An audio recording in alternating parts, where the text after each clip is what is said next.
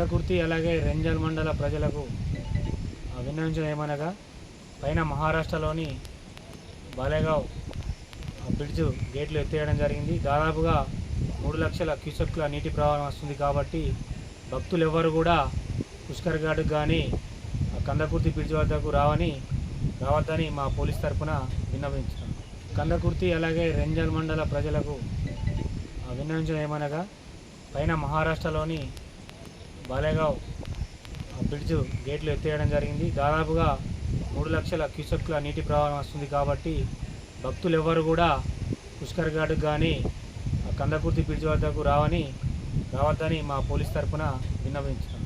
కందకుర్తి అలాగే రెంజల్ మండల ప్రజలకు విన్నవించడం ఏమనగా పైన మహారాష్ట్రలోని బాలేగావ్ బ్రిడ్జ్ గేట్లు ఎత్తేయడం జరిగింది. దాదాపుగా 3 లక్షల క్యూసెక్ల నీటి ప్రవాహం వస్తుంది కాబట్టి భక్తులు ఎవరు కూడా పుష్కర్ ఘాట్కు కానీ కందకుర్తి బ్రిడ్జ్ వద్దకు రావద్దని మా పోలీస్ తరఫున విన్నవించాం.